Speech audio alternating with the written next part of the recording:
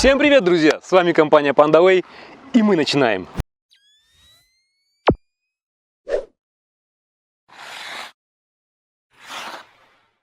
Сегодня у нас будет на обзоре, наверное, один из самых недооцененных нами автомобилей. Правильно сказал? Недооцененный автомобиль от компании PandaWay BYD Tang DM. Ребята, это SUV, прежде всего. Но SUV он только по документам. А так, это убийца внедорожников, это убийца разных спорткаров. В этом автомобиле 7 мест, 3 ряда сидений. Представляете? Такой с виду компактный, небольшой SUV-чик, но довольно-таки вместительный. Когда мы первый раз его видели и делали на него такой кратенький обзорчик, мы даже не подозревали, сколько всего в нем интересного. Во-первых, это BYD. Из этого вытекает, что у него одна из самых лучших батарей на рынке. Это Blade Battery, которая безопасная, которую можно прокалывать гвоздем, и с ней ничего не случается. Второе. Здесь открытая система Android. Как мы вам показывали на выставке, сюда можно накатить любое приложение. YouTube, Яндекс.Музыку, свою навигацию, все, что хотите. Этот автомобиль рамный. Представляете? Рамный SUV. Но рамная модель только DM. Модель, которая, скажем так, гибрид, да? Ребят, в этом автомобиле аж 3 двигателя. 2 электро и 1 бензиновый. В отличие от Лиуана, все эти 3 двигателя приводят автомобиль в движение. 1 электро сзади, 1 электро спереди и бензиновый спереди. В этом есть как плюс, так и минус. Плюс заключается в том, что на бездорожье ему практически нет равных среди своего класса. Тягается даже с полноценными внедорожниками. Мы делали тест, и BYD Tang, можно сказать, порвал Land Cruiser.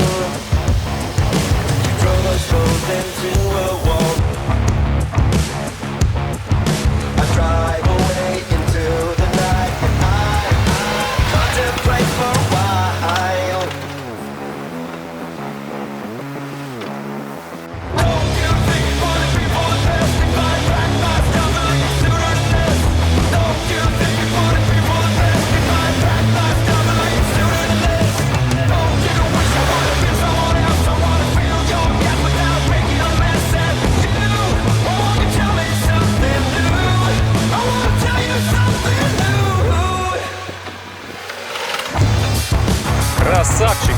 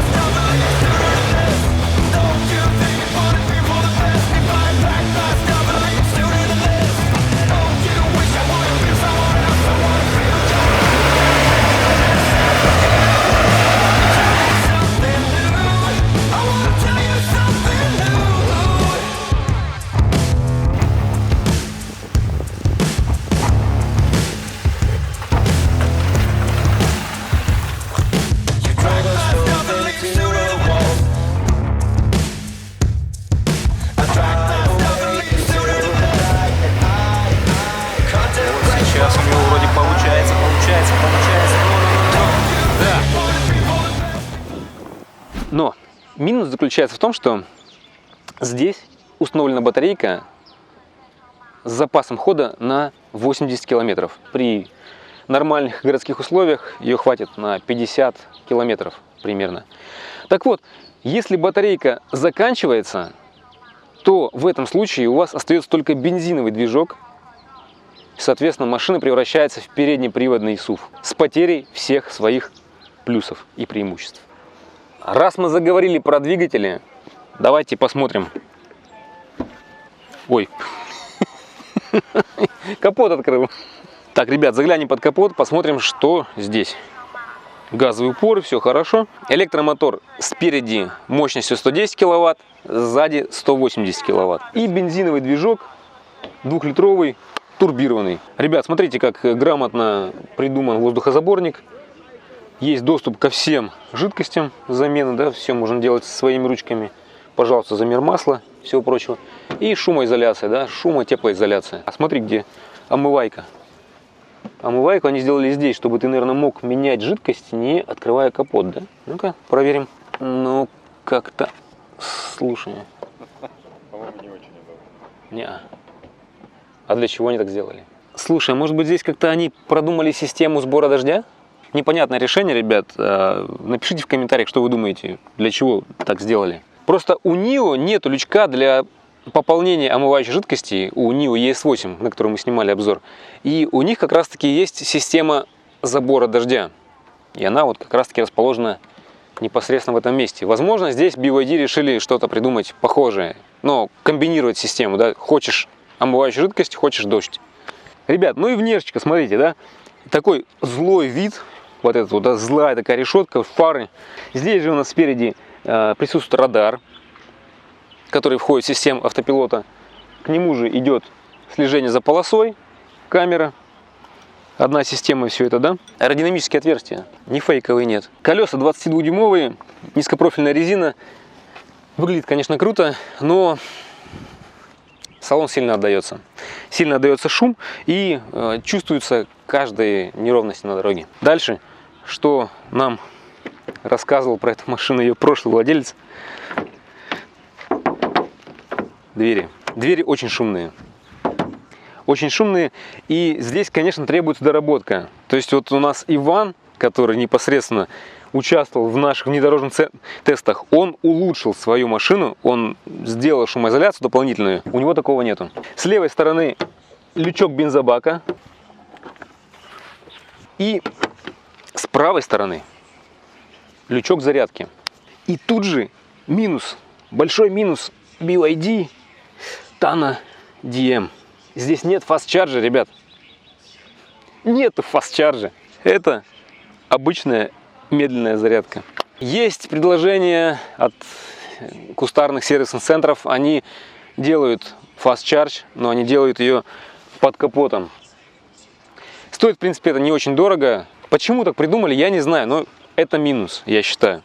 Причем такой существенный минус. Потому что машина, если вы потратили свои несчастные 80 километров запаса хода, машина потеряла все свои вот эти вот супер качества, да, внедорожные и скоростные. Да, скоростные. Машина с полной заряженной батарейкой в спортивном режиме разгоняется до сотни за 4,5 секунды. И она рвет, конечно же, Леуана. Но если батарейка сядет, то Леуан рвет BYD Tang. А если у Ливана севшая батарейка и у Тана севшая батарейка, кто кого порвет? Tang.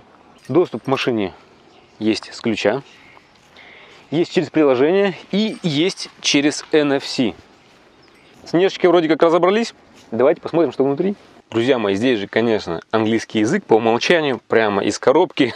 Салон, конечно же, просто, ну, бомбический, я бы сказал, да. То есть здесь все такое космическое, стиль такой прям вот современный стиль, очень красиво. Тут у нас LED-панель только в центре, а по краям, да, цифровая панель отображает справа скорость, слева у нас расход. Левую и правую панель поменять-то мы не можем, у нас всегда будет с правой стороны скорость, а с левой стороны расход. Меняется только центральная панелька, LED-панель. Здесь вы можете делать какие-то изменения, можете менять информацию, которую вы хотите, чтобы у вас отображалось. Автопилот, расход, показания, датчик шины и все прочее. Правый у нас экран, да, это большой такой мультимедийный экран, который, как вы знаете, может быть в горизонтальном виде или же в вертикальном виде. Здесь открытая система Android, есть здесь YouTube, Яндекс браузер поставили, Европа плюс, разные игры, да, вот хозяин установил себе. Наверное, едет в машине и играется. Ставится сюда все, что угодно. Единственное, как мы уже проверили, YouTube не работает. YouTube не запустится без Google сервисов, которые не поддерживаются вашим устройством. Все можно настроить, не проблема. Открытый Android, поэтому здесь никаких проблем с этим нету. Еще одной интересной такой функцией, которую я заметил, есть разделение экрана. Включаете, у вас две половинки. Одна для водителя, другая для пассажира.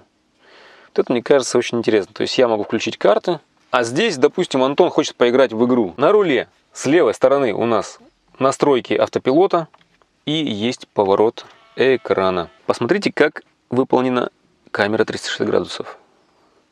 Но если вы переключаете монитор в вертикальный режим, то отображается 3 камеры.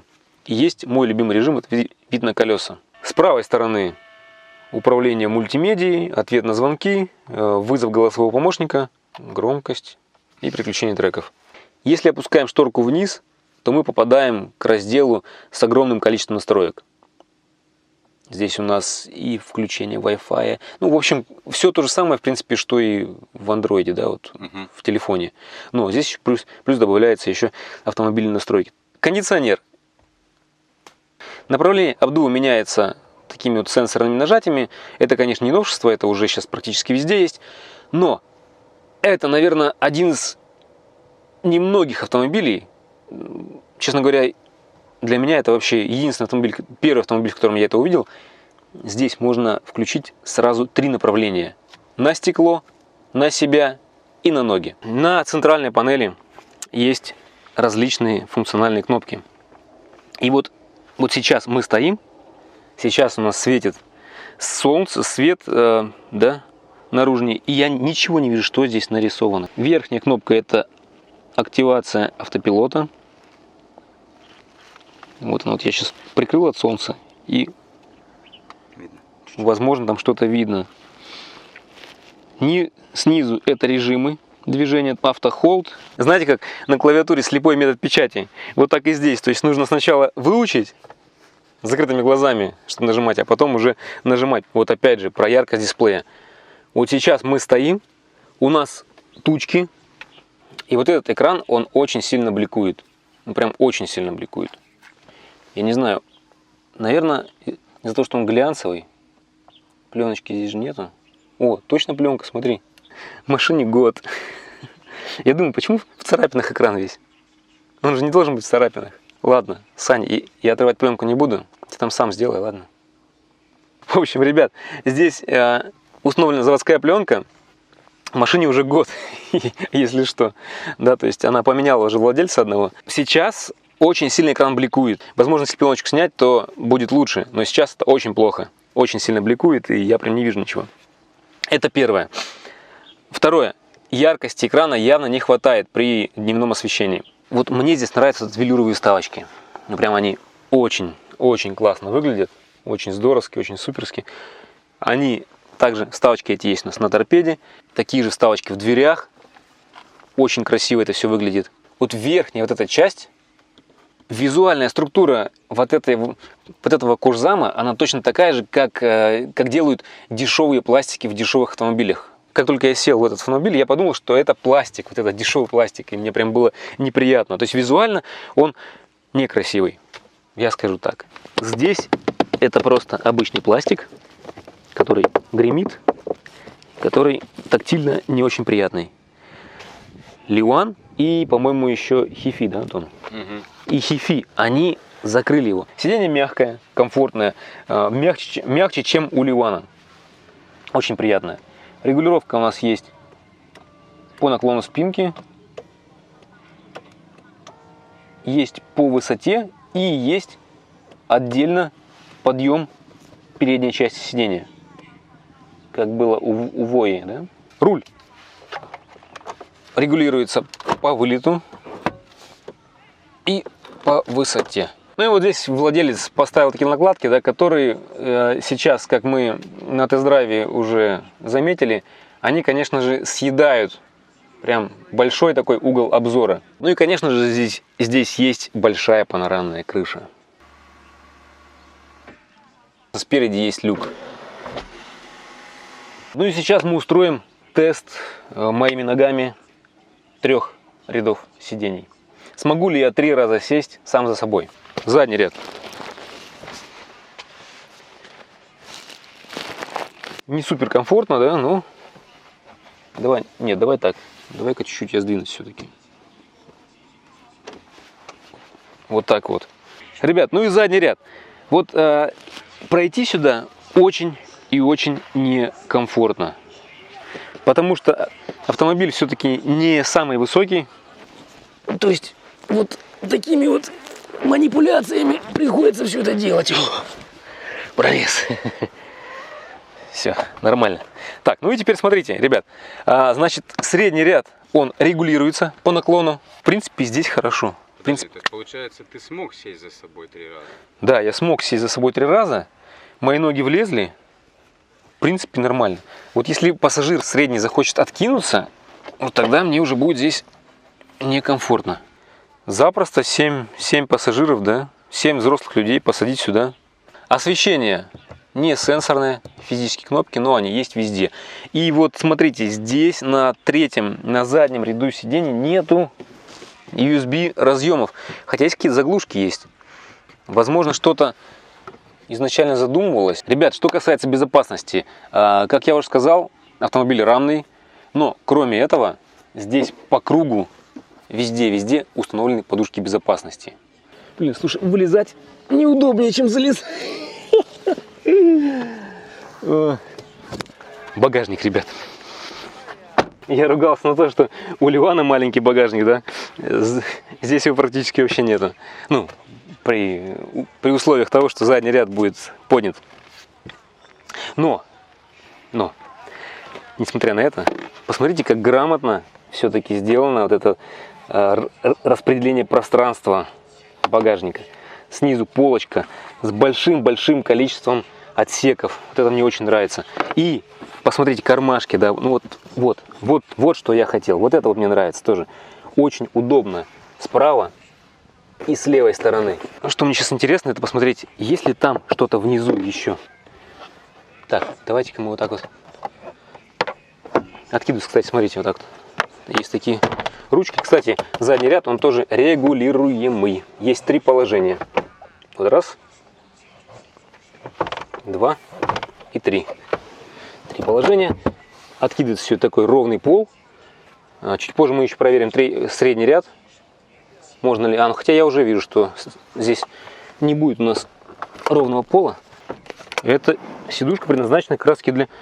Вот где удобно заходить. Вот, раз, зашел.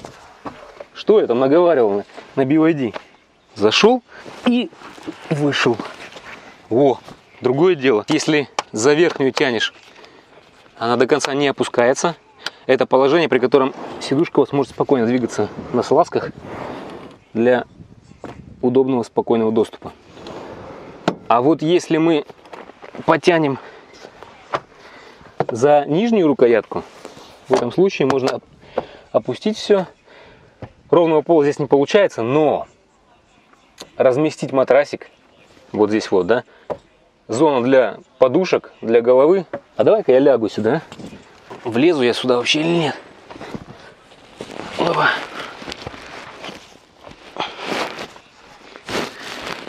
О! Все.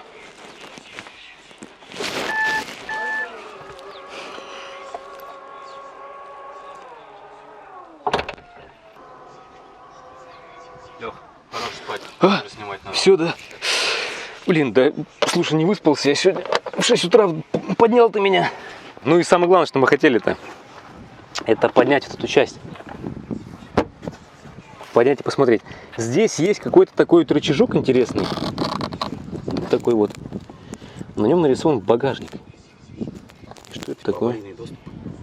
Вот, кстати, да. Возможно. Давайте попробуем докопаться до истины. Саня скажет, блин, больше вам машину не дам. Не, ребят, похоже, эта часть не поднимается, но вот эта рукоятка нам очень интересна. Давайте мы ее протестируем. Мне кажется, это аварийное открытие багажника должно быть. Предположим ситуацию, что вас взяли в заложники и похитители ваши находятся в машине BYD. Вас засунули в багажник. Что делать? Поднимаем вот эту часть. Находим вот такую веревку и дергаем за нее. Загораются лампочки. И что? И что? И нет! Спасите меня! Выпустите меня! Меня похитили. Хорошо, а может закрытие багажника? Давай проверим. Нет? Непонятно.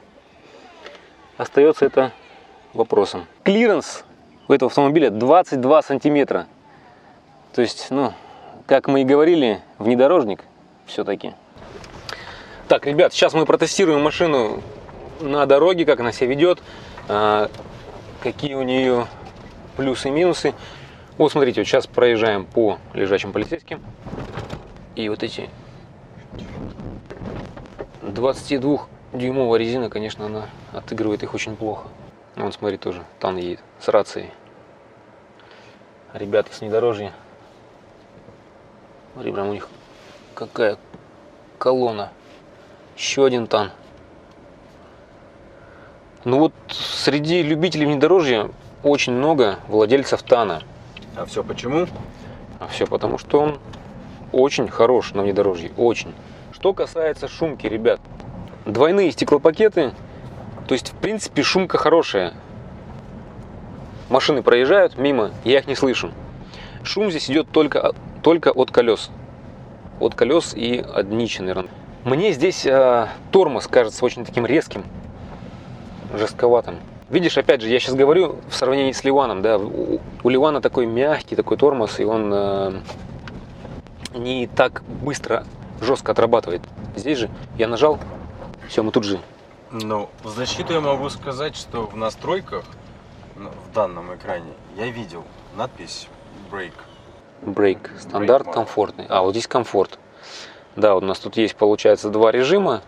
Комфортный тормоз. Ну-ка, сейчас проверим. А он сказал тебе, что... О, точно. Вот сейчас в этом режиме как раз-таки плавная управляемость. Все-таки плюсы компании BYD, что они делают такую очень гибкую систему настроек. Вы можете регулировать очень многие параметры. И, опять же, вот если говорить непосредственно про тан, здесь очень много режимов езды. То есть есть песок, есть мокрая дорога, есть бездорожье, подъем в гору. Очень богатая такая система. Если так придираться к мелочам, да, то я бы сказал, что мне не нравится здесь руль. Он немного узковат.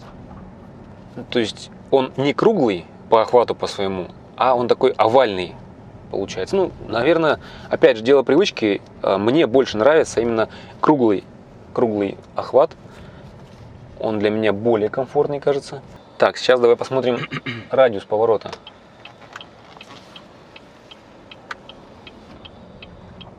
Ну-ка, влезем мы здесь. Смотри, какой хороший радиус поворота-то, а? Радиус разворота-то вообще хороший. Смотри, маленький какой. Для такой большой машины, семиместной, прям очень комфортный. Да, возвращаясь к рулю. Мне не нравится его охват и чуть-чуть он жестковат. Он не пластиковый, да, это как бы кожаная обивка руля, конечно же, естественно. Но есть тут доля мягкости, немножечко он жестковат. Ну, все-таки это у нас автомобиль близкий к спортивному, да?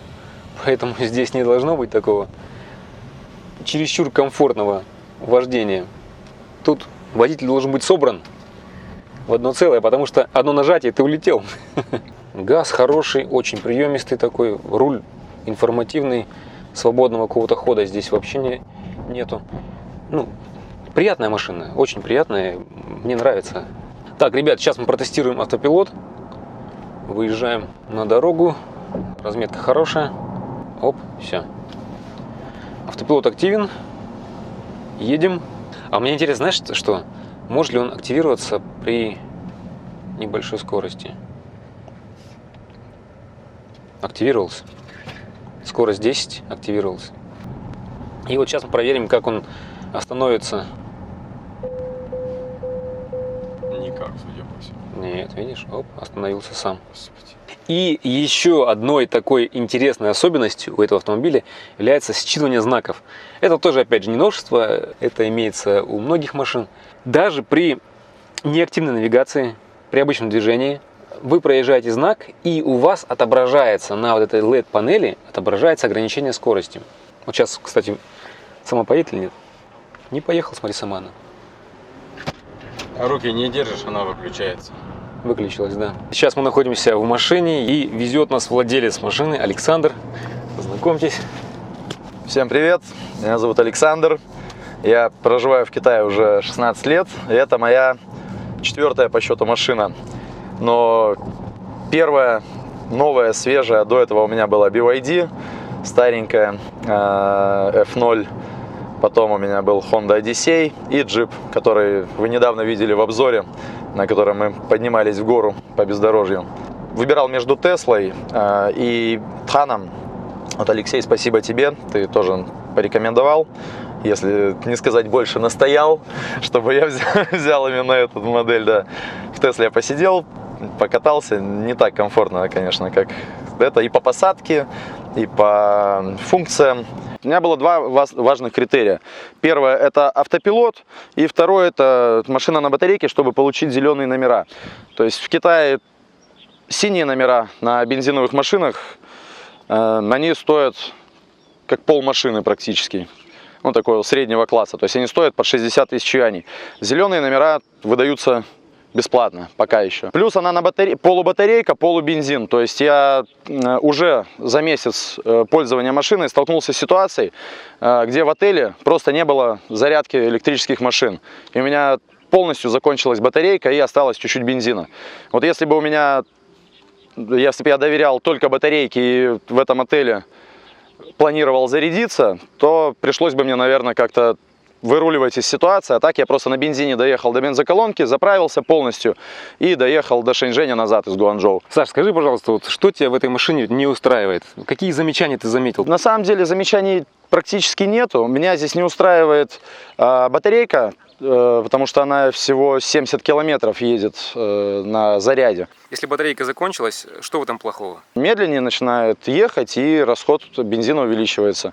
То есть там с 7 литров до 10. В предыдущем ролике Александр рассказывал, это бывший владелец этой машины, что ему не нравится шумоизоляция. Не могу сказать, что она плохая, потому что я все время езжу и слушаю музыку в основном. Ну и потому что у тебя прошлая машина была Honda Odyssey старая. Да, потому что у меня была Honda Odyssey, которая, в принципе, там даже муха пролетала, и я слышал. Второй момент, я бы поменял здесь акустику, потому что акустика немножко не держит басы, на мой взгляд. Вот, но это я в ближайшее время займусь, поменяя полностью всю аудиосистему здесь. Вот, больше минусов я не нашел. А здесь есть такая функция, если батарейка у тебя села, и ты хочешь ее зарядить от генератора на стоянке без движения? Так можно сделать, но это придется сидеть в машине и постоянно подгазовывать, чтобы батарейка заряжалась. Угу. Ну, то есть есть такая функция, да, это хорошо. В изначальной комплектации, в которой эта машина была, здесь были 20-е колеса, но предыдущему владельцу они не очень нравились, и он поставил себе вот такие 22-е.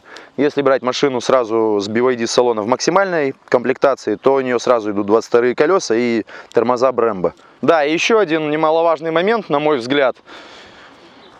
Я люблю выезжать на природу, и в этой машине есть обычная розетка 220 вольт. Порт медленной зарядки мы его вставляем. Вот у тебя полноценная розетка. Пригоняй Ливан, подключайся, заряжайся. Вот сразу заработал генератор, то есть он на розетку выдает больше мощности. Плюс у тебя шла изначально, да? Вот... Ну это обычно, да, то есть это вот зарядка, которая от розетки, от обычной 220 вольт. А до мощности сколько заряжается? Часов 8-9. Ну и как я уже сказал, это рамная машина, то есть сюда можно приварить фаркоп и катать дома на колесах или прицепы какие-то. Или вытягивать. Или вытягивать другие машины, да. Так, мы сейчас делаем тест. Значит, у нас спортивный режим, да? И батарейка. Режим спорт установлен.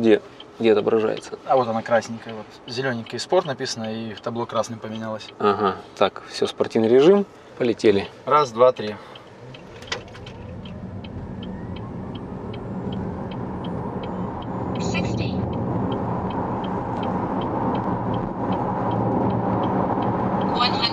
Был режим EV, то есть только на батарейке. Спортивный режим на батарейке. Так, теперь включаем в HEV, то есть это уже режим и бензин, и батарейка. Спортивный режим. О, другое дело.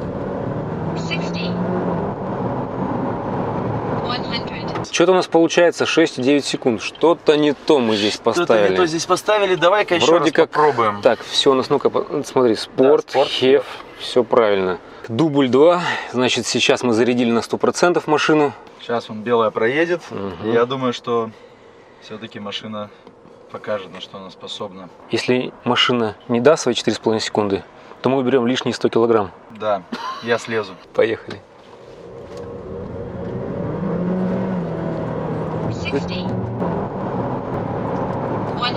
6,37.